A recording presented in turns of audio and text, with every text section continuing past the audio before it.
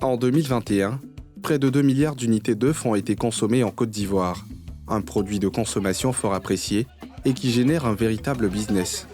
Il n'y a pas de route, il faut venir ici, ils ont mal déchargé, ça est au milieu. Et puis ils ont pris les œufs là pour encercler, donc on ne sait pas comment travailler. Il faut dégager les œufs qui sont aux alentours pour qu'on puisse travailler. C'est une scène qui se répète chaque lundi au marché des œufs de Trècheville. C'est dans ces milliers de cartons entreposés les uns sur les autres que chaque commerçant doit récupérer sa marchandise. Bon, les chauffeurs sont venus décharger la marchandise. Bon, ils ont mis pour nous là au milieu. Bon, après ça, ils ont fait des déchargements aux alentours. Ils n'ont pas laissé route pour qu'on puisse rentrer pour récupérer, pour vendre. C'est qui est en train de nous fatiguer. Donc, on est obligé de déplacer ceux-là pour pouvoir travailler.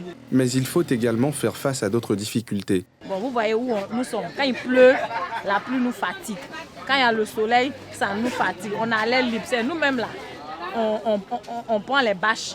Vous voyez, on loue les bâches pour déposer pour ne pas que la pluie nous fatigue. Sinon, on va aller dans les difficultés que nous travaillons.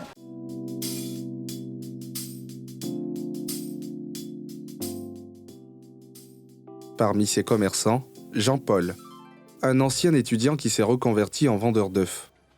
À peine arrivé sur les lieux, il reçoit sa première cliente. Ici encore, c'est le plus gros que ce qu'on vient de voir là-bas. Là, on fait à 2150. Ça, c'est le plus gros. Sur ce marché, les prix de la plaquette des œufs varient en fonction de la taille et se discutent entre commerçants et grossistes. Ça on fait à 2000 ici. Ah, vous faites à 2000 quoi Non, c'est ça, on fait à 2000, ça on fait à 2200. Mais pourquoi? Quelle est la différence? Bon, la différence est que non, ça là, c'est un peu gros, ça là, c'est un peu moyen. Parce que quand tu regardes ça, ça c'est un peu petit. Tu vois un peu, non? C'est la différence. Achetée à ces prix, cette revendeuse va ajouter sa marge pour espérer avoir quelques bénéfices. Bon, quand c'est gros, on peut faire ça à 2500, bien 2400. Souvent 2300, ça dépend des grains, c'est comme il a dit. Est-ce que c'est une activité qui nourrit son Bon, ce qui est sûr, c'est pas trop rentable, mais c'est bon. C'est bon que zéro. Parce que quand tu prends, quand c'est pas cassé, en tout cas, tu t'en sors. En se lançant dans ce business, Jean-Paul a une idée très claire, financer ses concours. Pourquoi toi, tu t'es lancé dans le business des œufs?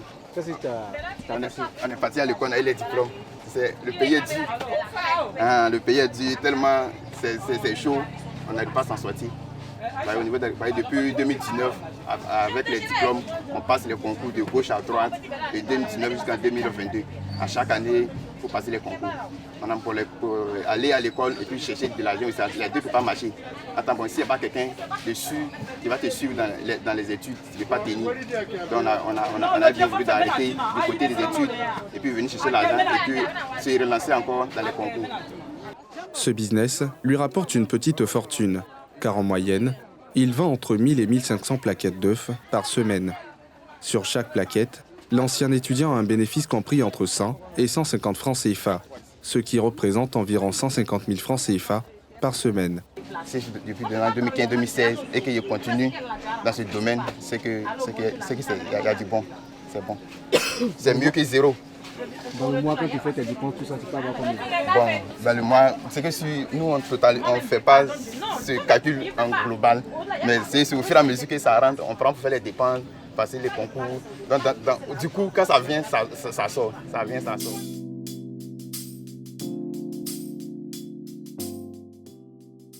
En 6 ans, ce jeune Ivoirien a su fidéliser une centaine de clients dans la capitale économique ivoirienne.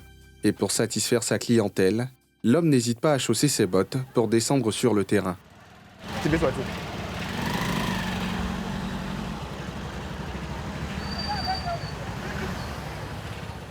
Ouais, il est bien. Allez, livrer pour venir.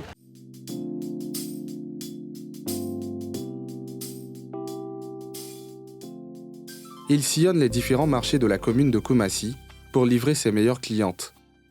Ici, pas besoin de contrôler les œufs. Jean-Paul a déjà conquis le cœur de sa cliente. Madame, vous ne vérifiez pas. Quand il vient, vous avez tellement confiance en lui, il livre, il s'en va, c'est ça? Oui, c'est comme ça tous les jours. C'est comme ça tous les jours. Est-ce qu'il y a les états Bon, s'il y a trop de questions, on les appelle, on les arrange, on se comprend. Le marché des œufs est très concurrentiel. Jean-Paul n'est pas le seul grossiste qui livre à cette commerçante. Si carton là c'est pour lui seulement et puis ce qu'il prend ça de base 6 cartons. Moi il ne prend pas lui seul quoi. Il y a des gens aussi qui viennent me livrer. Donc moi je vends tout ensemble. Voilà. On peut avoir peut-être 40 000. Tout ce qu'on peut avoir là, on ne peut pas connaître tout parce qu'on fait un peu les dépendants, les enfants. Le secteur de la volaille occupe une place de choix dans l'économie ivoirienne. Avant la crise politique de 2002, ce secteur représentait 1% du PIB global. Elle générait près de 250 milliards de francs CFA et créait 200 000 emplois, dont 70 000 emplois directs et 130 000 emplois indirects. C'est dans la région de l'Indénié Djouablin, notamment à Agny-Bilécro, que se trouve le plus grand nombre d'éleveurs de volailles. C'est ici que provient plus de la moitié des œufs du pays. Abinan est le propriétaire de cette ferme. Ici, plus de 25 000 sujets. En enlevant les œufs et en descendant les poulets là, il faut faire très attention. Tu sais qu'ils sont un peu fragiles. Et tu fais l'attention pour ne pas casser les œufs. Comme je dis, tout est cher, donc vraiment, si on paie un œuf cassé, c'est pas bien. C'est une pète. Donc c'est là aussi on doit beaucoup se méfier. Être fermier dans cette région est presque une culture. L'activité est en plein essor dans la région, mais depuis quelques mois, les producteurs doivent faire face à la hausse des prix des intrants. Donc ici, à Ibeco, c'est une activité qui marche. Certainement. En tout cas, ça va, ça marche.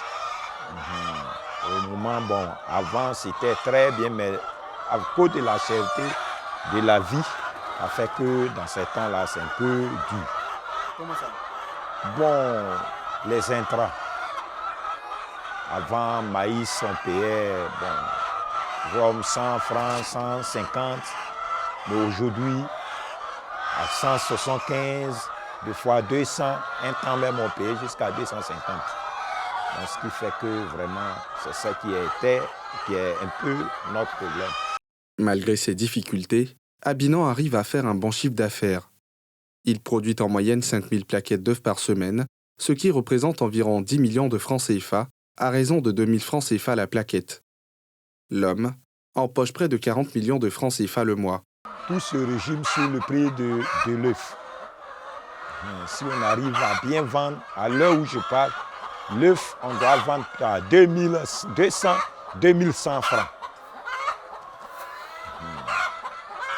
Mais si ça baisse et qu'on vend soit 1800, 1900, là, on ne se retrouve pas.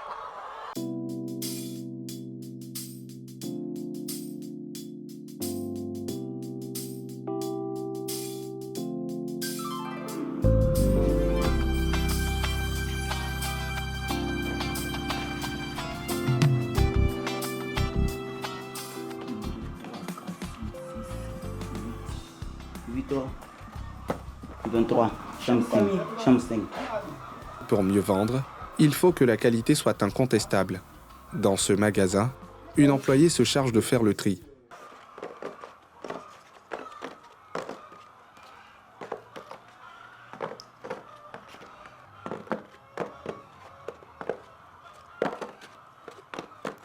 J'enlève le cassé, jeté, sale, et puis ordinaire à part, P1 à part. C'est quoi que P1? P1, c'est le plus gros, les super. Bon, après P1, il y a l'ordinaire P2. P2, c'est quoi? C'est le plus, les moyens. On enlève les moyens, on les met à côté. Et il y a les plus petits, qu'on les enlève pour les mettre à côté aussi. Et il y a les cassés qui sont dedans. Eux aussi, on les enlève. Pour ne pas que le jour ils vont emmener, ça va se casser trop en route. Donc on enlève les cassés et puis on les laisse ici. On vend les gens qui sont ici. José exerce cette activité depuis 1 an. La jeune dame travaille pour réaliser son rêve, celui d'être une policière. Pourquoi le choix de venir trier les œufs et tout ça? Bon, je suis à la maison. Il y a eu mon BPC, mais je ne fais rien.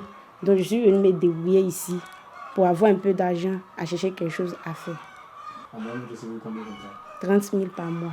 ça m'aide à faire beaucoup de choses. D'accord. Mais qu'est-ce que vous ambitionnez faire demain? Bon, pour le moment, je suis là à rassembler un peu d'argent pour aller passer le concours de police. Bon, je n'ai pas encore eu ces sommes, donc je suis là. Je commence un peu. Si je l'ai eu, avant que je vais partir, je vais dire à mon patron d'abord, avant de partir.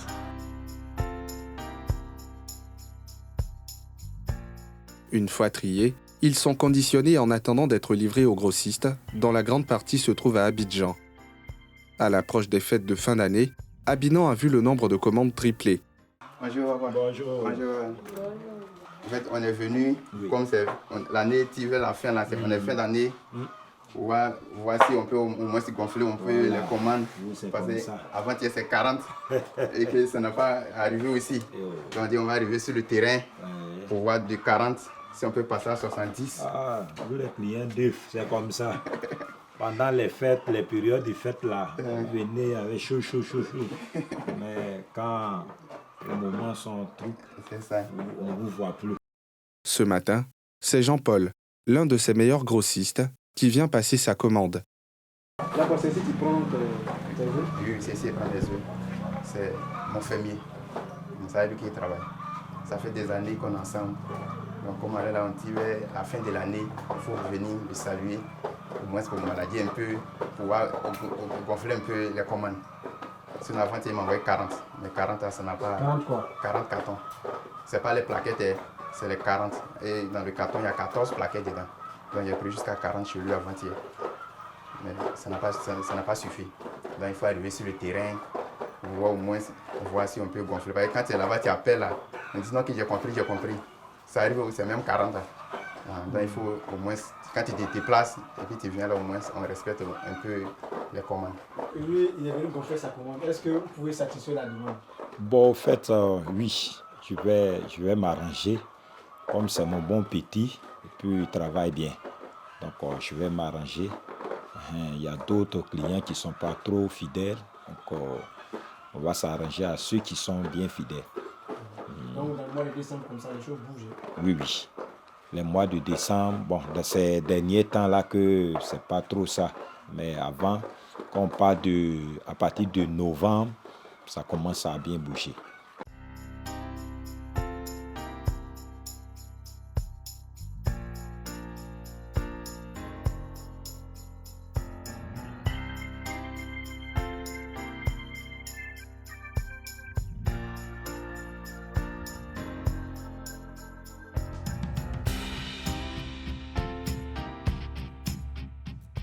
Le secteur avicole reste un secteur pourvoyeur d'emplois. Beaucoup de jeunes d'Agny Bilécro tirent la majeure partie de leurs revenus dans ce business. Sur cette autre ferme, l'on se prépare à livrer des commandes. Vous avez déjà découpé les cordes là? Pas encore. Ok. Donc toi tu commences à découper les cordes là. Là, eux peuvent continuer à mettre ça dans les cartons. Voilà, il faut découper. Ceux-là, vous avez fini de trier? Non, c'est pas fini. C'est les gros du son. Ok. Ça, c'est les cassés là. Ok, d'accord. Donc, on va tâcher rapidement pour faire le programme. Ali est le propriétaire de cette ferme. Il a reçu plusieurs commandes dans la semaine qu'il doit livrer. Depuis le lundi passé, les clients ont appelé pour donner le nombre de cartons qu'ils ont besoin. Donc, autrement, on les livre en fonction de leurs demandes. Tous les dimanches, on fait le programme de chargement des œufs. Voilà, on fait partie à la gare et de la gare maintenant, les gens font partie sur Abidjan. Voilà, on a des différents clients d'autres sont à Trècheville, il y a d'autres qui sont à Bobo, il y a d'autres qui sont à Yamé, et puis il y a d'autres aussi qui sont à Yopougon.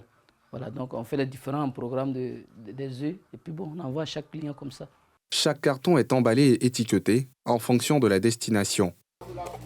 Ah, c'est Ambla, ça va à Trècheville. Voilà, une cliente. Donc on essaie de faire ça pour ne pas que ça se mélange au niveau de la gare. Là, quand ça arrive, déjà on voit les noms en blanc. Automatiquement, ils font le programme sur Trècheville. Voilà, donc maintenant, on va noter aussi pour... Oh oui, ça qui est là. Donc on va noter aussi pour une cliente aussi de Yopougon. Voilà, du nom de Ali. Madame Ali. Donc là, on écrit Ali. Dès que ça arrive à la gare, automatiquement, ceux qui sont les responsables de la gare savent que Ali, ça va directement à Yopougon. Ali s'est lancé dans cette activité lorsqu'il était encore élève. Dès son jeune âge, l'homme avait déjà l'ADN de l'entrepreneuriat. J'ai débuté ce business depuis la classe de 3e. Voilà, après l'orientation du PPC, bon, on m'a orienté au lycée moderne d'Aïm Lekro. Voilà, donc à partir de la classe de seconde, vraiment, je suis allé accompagner un monsieur dans sa ferme. Et vraiment, ça m'a beaucoup marqué. Et je me suis dit que je vais me lancer dans cette activité. Voilà, c'est dans ce sens que je suis allé chez Ali Ouattara, le grand fournisseur vraiment de poussins au niveau de la Côte d'Ivoire. Je suis allé et arrivé, bon, les gens même étaient étonnés de voir un élève. On dit, mais qu'est-ce que tu viens faire ici, hein, tu es en tenue là, c'est pour quelqu'un? J'ai dit non, c'est pour moi-même. Voilà, et le 23 avril 2003, les poussins sont sortis. Voilà, au nombre de 400 poussins et on a débuté, comment on appelle, voici comment est-ce que j'ai commencé ce travail. Ancien étudiant, Ali a tout quitté pour la ferme. 19 ans après, il ne regrette pas ce choix. Est-ce qu'aujourd'hui vous regrettez un peu ou bien vous regrettez... Jamais, jamais, au contraire même. Vraiment, je suis fier d'exercer ce métier. D'accord. Au début, votre chiffre d'affaires, vous avez commencé comment?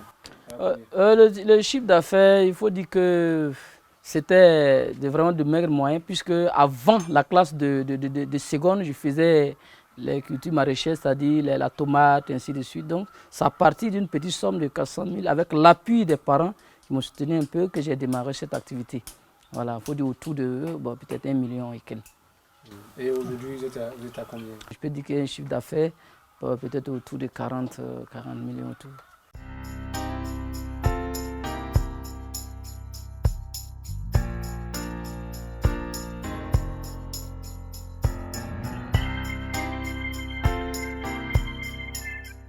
Dans la ferme d'Ali, les œufs sont ramassés 2 fois par jour. Mais la ponte a chuté, car les poules sont à la reforme. Et généralement, quand il arrive à partir de 8h30, il ramasse. Parce que les poulets, elles sont vieilles, elles sont déjà à la réforme. Là, elles ont 2 ans maintenant. 31 janvier, ces poules auront 2 ans. Donc, à part de 2 ans, qu'est-ce qu'on fait? Non, on essaie de les vendre en décembre. Voilà, donc ceux-là, en 2 semaines, on va les évacuer sur Abidjan pour les différents clients. Son investissement avoisine aujourd'hui 15 millions de francs CFA. Sans financement, il travaille sur fonds propres. C'est sur fonds propres. Voilà, je n'ai pas eu recours une seule fois à une banque. Non. C'est moi-même petit à petit, j'ai fait mon programme. Voilà, très simple, j'évolue selon mes moyens. Voilà, si je peux faire, je commence par le nombre de chambres, 2 chambres, 3 chambres, 5 chambres, 6 chambres, jusqu'à 11 chambres. Voilà, par la grâce de Dieu, avec l'aide du Tout-Puissant, Inch'Allah.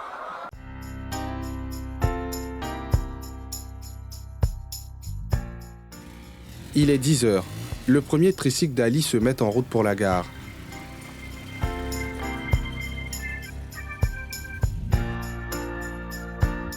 C'est ici que les œufs sont stockés avant d'être convoyés sur Abidjan. Dans ce bureau, les responsables font le point des départs des camions. Il y a un camion qui va à Djamé, Trècheville, à Bobo, Yopougon. Mais actuellement, on a déjà pris le camion de Yopougon là. Maintenant, il reste à Djamé et puis à Bobo. Maintenant, il faut voir la liste là. Quels chauffeurs qui sont partis en voiture? La semaine passée là. La semaine passée, il y a eu au total 12 départs. 12 départs, hein. Adama coordonne le chargement des camions sur Abidjan. Là, où sont les chargeurs qui sont là? Les chargeurs sont déjà là, non? Ok, venez rapidement. Voilà, vous allez commencer à faire le chargement. Avec le Tchayaman, il faut que vous êtes en tas. Voilà, c'est le travail. Venez en travailler. Le temps, c'est le travail. Donc, venez prendre rapidement. Voilà, venez. En moyenne, une dizaine de camions chargent les œufs à destination d'Abidjan. Ces œufs sont livrés sur les marchés de gros, installés un peu partout dans la capitale économique ivoirienne. C'est comme ça que ici ça bouge chaque dimanche. Oui. L'activité bouge. Oui. Chaque dimanche et chaque mercredi.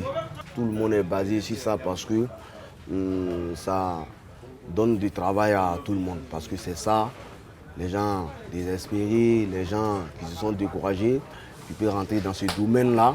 Voilà, pour celui qui arrive à faire économie, peut rentrer dans ce domaine-là pour travailler un peu pour s'en sortir.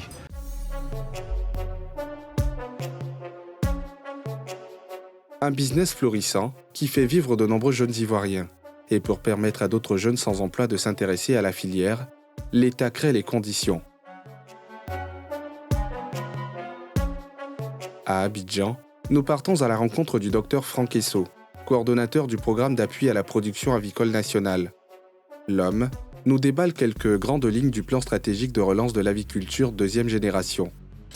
Parlant de filière, il y a un maillon très important qui est l'abattoir industriel, qui nous permet d'améliorer le dispositif entier, d'améliorer la commercialisation de tous les produits avicoles, tous les produits, parce que ce sont des abattoirs qui intègrent les centres de conditionnement des œufs pour avoir les œufs avec toute l'hygiène qu'il faut, le calibrage, tout ce qu'il faut pour que ces œufs-là soient économiquement bons pour les consommateurs, donc les populations ivoiriennes, mais aussi d'un point de vue qualité, hygiène et donc sécurité sanitaire. L'État envisage de construire 8 abattoirs avec des centres de conditionnement des œufs sur toute l'étendue du territoire national. L'ambition de l'État, c'est aussi augmenter la production et la consommation des produits avicoles. Toujours dans le cadre de la mise en œuvre du plan stratégique de relance de l'aviculture deuxième génération. Objectif, de mettre à la disposition des Ivoiriens à peu près 6 kg de viande de volaille par habitant, ce qui nous donne environ 200 000 tonnes de viande de volaille à produire, alors que nous en sommes à peine 70 000 tonnes aujourd'hui, donc d'ici 2030. Avoir un peu plus de 100 œufs de consommation par habitant par an, ce qui nous donne aussi à peu près 3,6 milliards, 3,7 milliards d'unités d'œufs de consommation. Et tout cela avant 2030. Donc on doit pouvoir atteindre ces résultats avant 2030.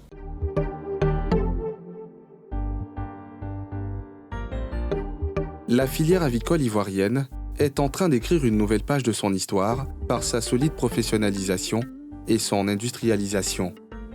Le chiffre d'affaires s'est envolé, passant de 70 milliards en 2012 à 250 milliards de francs CFA en 2019. Le défi d'ici à fin 2030, c'est de passer de 1,8 milliard d'unités d'œufs de consommation à 3,8 milliards.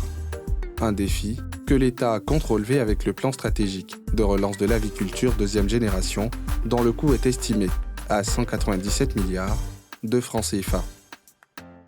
Un défi que l'État compte relever avec le plan stratégique de relance de l'aviculture deuxième génération, dont le coût est estimé à 197 milliards de francs CFA.